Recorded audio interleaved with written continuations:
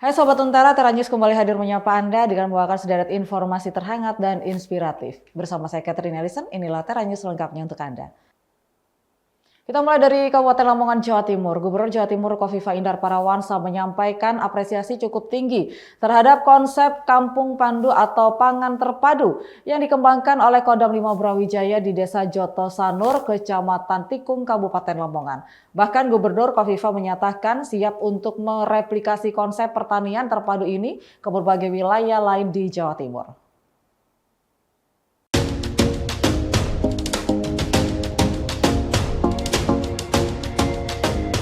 Hal ini disampaikan Gubernur Kofifa saat meninjau langsung Kampung Pandu bersama Pangdam 5 Brawijaya, Budi Saladin dan Bupati Lamongan Yukronur Effendi di Desa Joto Sanur, Kecamatan Tikung, Kabupaten Lamongan. Dalam kesempatan tersebut, Gubernur Kofifa juga berkesempatan untuk panen padi varietas unggul Super Kenja PMJ 01 dan varietas Kampung Pandu 01 yang merupakan terobosan Satgas Kodim 0812 Lamongan dengan memanfaatkan 1 hektar sawah dan jumlah panen diperkirakan mencapai sekitar 8 ton. Menurut Kofifa, ketahanan pangan yang dibangun Kodim Lamongan tidak sekedar sektor pertanian, melainkan peternakan dan perikanan.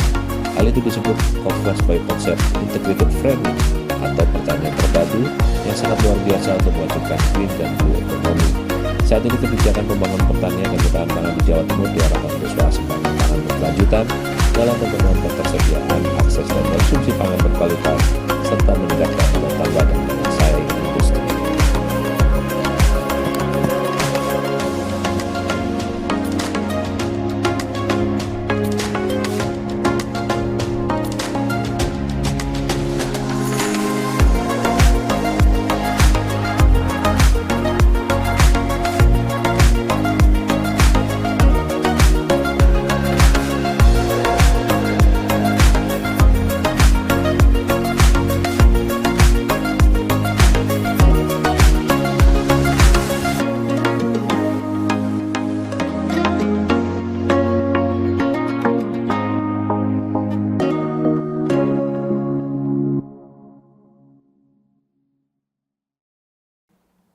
Kita ke informasi selanjutnya, operator Liga Basket Profesional atau IBL bakal mempersiapkan babak playoff Liga Indonesia Basketball League yang akan dimulai pada 26 Juni 2025 mendatang dengan sebaik-baiknya. Dalam hal ini, pihak operator akan mempersiapkan perangkat pertandingan dengan lebih baik termasuk menghadirkan wasit asing untuk memastikan pertandingan berjalan dengan baik meski dengan intensitas tinggi.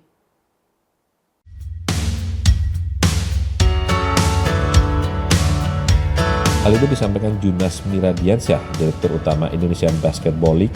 Menurut Junas, dari total 14 peserta, hanya tersisa 8 tim yang melaju ke babak playoff IBL 2025. Laga playoff sendiri akan digelar mulai 26 Juni 2025, sehingga pihak operator liga juga akan mulai mematangkan kesiapan guna memastikan pertandingan berlangsung dengan baik. Di antaranya melibatkan wasit asing untuk memimpin pertandingan agar ada transfer knowledge pada peringkat pertandingan asal Indonesia.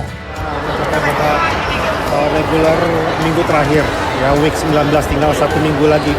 Tanggal 26 Juni IBL akan masuk playoff, dari 14 tim 8 tim yang akan maju ke playoff. Menurut saya tahun ini akan lebih kompetitif lagi karena terbukti dari babak regulernya saja banyak sekali indikator-indikator yang menunjukkan musim ini jauh lebih seru, lebih kompetitif dibanding musim sebelumnya. Kemudian juga dari sisi liga kita telah menyiapkan perangkat pertandingan seperti tahun sebelumnya dengan kehadiran wasit asing diharapkan akan membuat pertandingan yang lebih baik lagi, bukannya mendiskriminasi yang lokal, tetapi memang setiap tahun kita sebagai liga ingin memberikan kesempatan juga untuk bisa mengimprove, salah satunya dari sisi pemimpin pertandingan juga. Asing berarti di musim ini Pak, di playoff tahun ini menggunakan wasit asing baru? Enggak, sebetulnya dari tahun 2022 IBL setiap babak playoff itu sudah menggunakan wasit dari internasional. Tujuannya apa? Dengan intensitas game yang cukup tinggi di playoff, kita ingin memastikan pertandingannya juga lancar, seru pastinya, dan bisa dipimpin dengan perangkat pertandingan yang terbaik. Dan selain itu juga kesempatan bagi perangkat pertandingan kita, pemimpin pertandingan kita untuk transfer knowledge gitu. Karena ini kan di liganya setiap tahun terus berkembang, terus maju. Kita ingin juga individu yang ada di dalamnya juga berkembang, salah satunya dengan transfer knowledge ini gitu. persiapan dari IPL sendiri menuju ke babak playoff atau seperti apa? Ya kalau kita kan dengan sistem home and away ini penyelenggaraan ada di klub. Kita menjaga standarisasinya dan kita akan mengumpulkan klub-klub yang masuk ke playoff untuk merimain kembali hal-hal yang perlu diperhatikan, standarisasi lapangan, kemudian operasional, kemudian keseruannya, karena kita juga sekarang konsepnya bukan hanya sengit di pertandingan, tapi kita juga harus berpikir bagaimana menghibur penonton dengan baik, sehingga layanan, fasilitas itu menjadi hal yang perlu dipastikan di babak playoff nanti. Tanggal 26 Juni ini kita akan masuk ke babak playoff, kemudian semifinal dan final nanti tanggal 17 sampai 20 Juli. Pihak operator liga juga berharap agar klub bisa menyuguhkan pertandingan dengan baik. Selain sengit, klub yang mewakili tim babak playoff diharapkan bisa mempersiapkan layanan dan fasilitas bagi penonton dengan baik. Laga semifinal dan final seperti sendiri akan dijadwalkan berlangsung pada 17 hingga 20 Juni 2022 mendatang. Usai jeda kita akan membahas tentang inovasi baru yang dapat membuat kita berkomunikasi dengan hewan peliharaan kita. Unik bukan? Jadi tetap bersama kami di Tera News.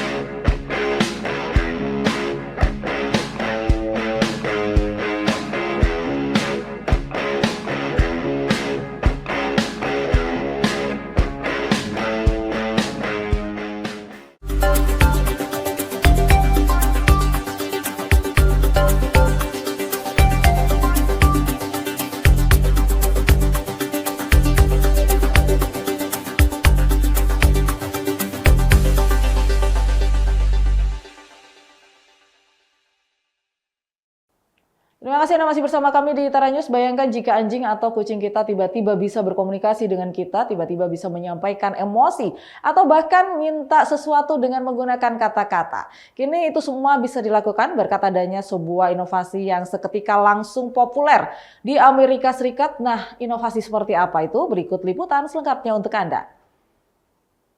Go, let's go play.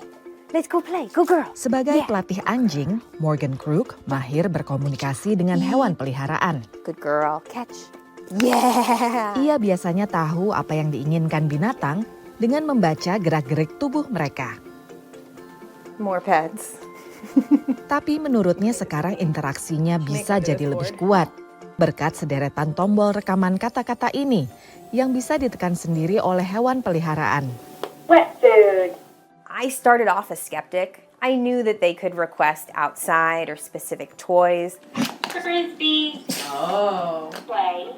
Frisbee play. But the level of clarity that they're able to give you via the buttons is just unparalleled. And there are things that I've learned, even as someone who has worked professionally with animals for 16 years, that I would not have known otherwise. Beep.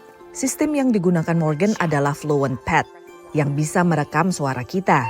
Ball. Ball. Pets.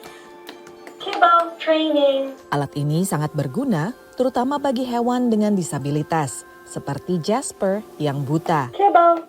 Having the buttons and a voice when she doesn't have her eyesight to navigate by has really enriched her life in ways that I could have never anticipated. I think a lot of people just really want to connect with the animals they share their lives with. Bunny. Help. So thanks to buttons, we're seeing people report behaviors and interactions with their dog or their cat that, to me, as someone who has a background in cognitive science, I find totally astonishing. Perusahaan ini juga merilis aplikasi Fluent Pet, di mana pemilik hewan bisa mengumpulkan data dan memantau apa yang telah dipelajari anjing atau kucingnya. So I've been logging Jasper's data for close to 2 years. I'm able to see what her most pressed buttons are. Federico Rosano, profesor ilmu kognitif di University of California, San Diego, melakukan penelitian tentang penggunaan tombol oleh pemilik dan hewan peliharaan. Just like any tool, not everybody needs to use it or learn how to use it, but for some people, for some animals, this could be useful. Meski begitu, sistem seperti ini bisa berpotensi besar untuk temuan berikutnya dalam interaksi antara manusia dengan hewan. Okay, let's go. Yes. Dari Glen Allen, Virginia, VOA.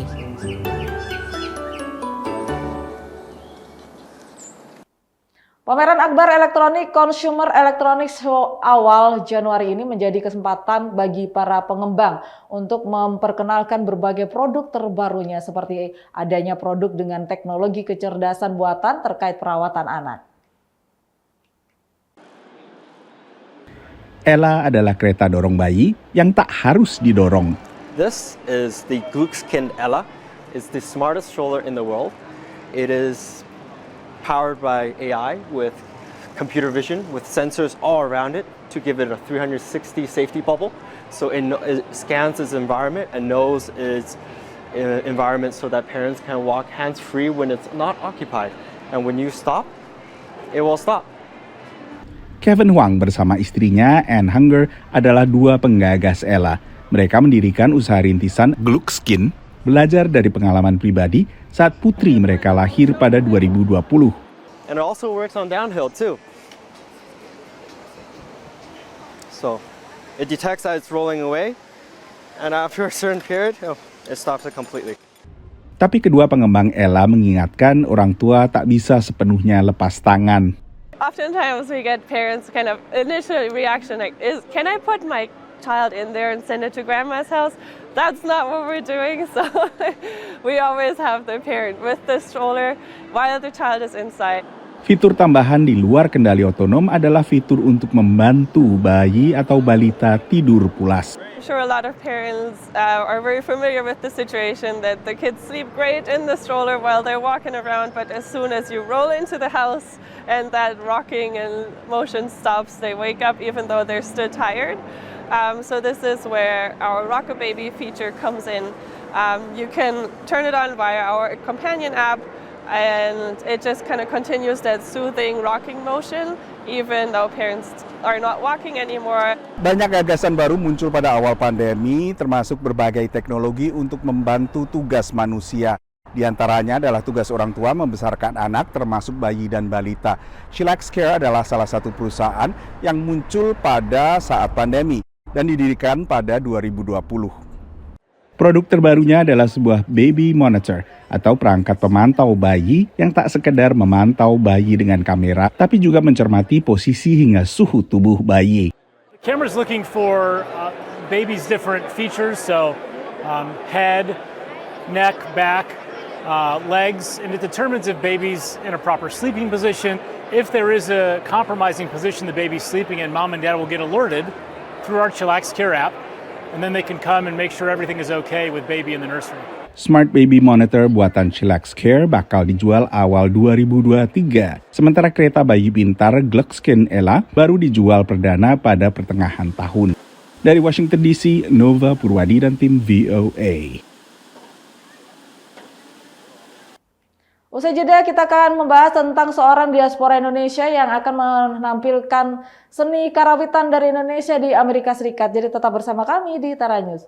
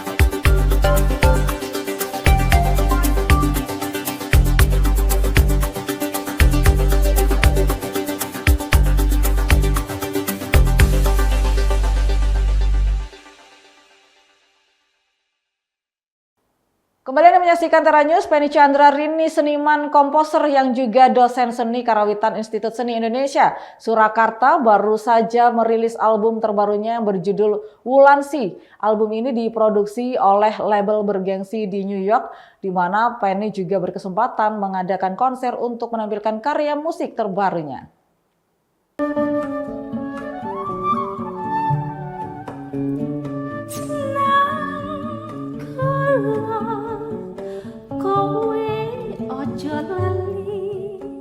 Roulette Intermedium, panggung pertunjukan legendaris di New York yang pertama kali dibuka tahun 1978, mementaskan seni budaya Indonesia. Ini adalah pertunjukan dari album baru berjudul Wulansi, karya seniman dan komposer Indonesia Penny Chandra, yang juga adalah dosen dan dokter bidang seni Karawitan di Institut Seni Indonesia Surakarta. Yang membuat album ini unik, semuanya terinspirasi dari kebudayaan dan kedalaman spiritualitas Indonesia, terutama Jawa.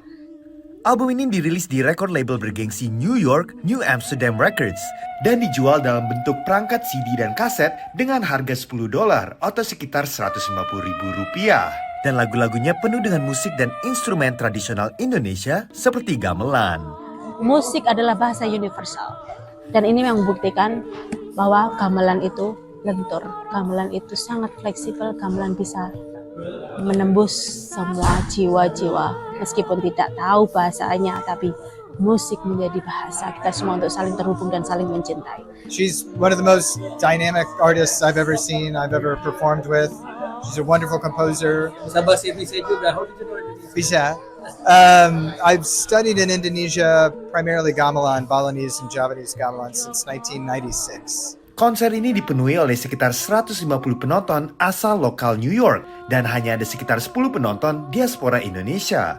Menurut multi-instrumentalist Shazad Ismail yang ikut tampil di pertunjukan ini, Penny mempunyai bakat dan berpeluang membuat musik tradisional Indonesia menjadi terkenal. She's the deepest singer, deepest composer. It's very profound to play with her. Penny has that strong possibility to speak to people that are outside of the history and the culture that she's coming from. Terus dari Penny, apakah ada tips untuk para musisi Indonesia yang ingin tembus di pasar internasional? Keyakinan bahwa budaya ini adalah kekuatan kita dimanapun kita berada. Jadi teman-teman di Indonesia, jangan malu. Budaya kita adalah DNA kita, harus kita jaga dan kita rawat. Dan ini adalah kekuatan untuk kita bertanding di sini. Naratama dan Gendira Pratama, VOA New York. Alhamdulillah, thank you. Sebelumnya para pembuat parfum bisa menghabiskan waktu berbulan-bulan bahkan bertahun-tahun untuk mengembangkan dan menyempurnakan sebuah parfum baru.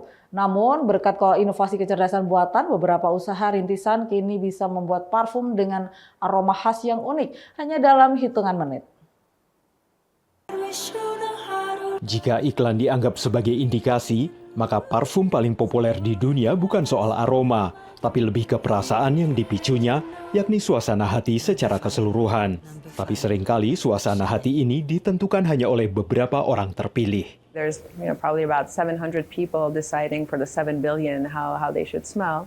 Anahita Mekanik adalah desainer aroma dan salah satu pendiri Every Human, pembuat algorithmic perfumery, mesin yang menggabungkan masukan pengguna dan kecerdasan buatan. It allows every human to create their custom scent based on who they are and how they feel in the moment. Tapi untuk media subjektif seperti parfum, apakah pelanggan akan menyukai bau tertentu? Prosesnya dimulai lewat kuesioner kepribadian dan preferensi ekstensif. Algoritma memproses data dan menghasilkan 3 formulasi parfum. We also ask you to provide feedback.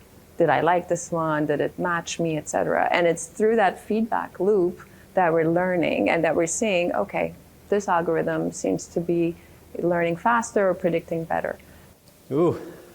I like it. Pengguna bisa terus menyesuaikan formulasi di aplikasi dan membuat aroma baru sesuai selera mereka. I think that's part of the whole fun of it, right? You get to just let your mind run free with it all and just see where it all takes you. Every Human bukan satu-satunya perusahaan yang membawa teknologi ke dunia pewangian.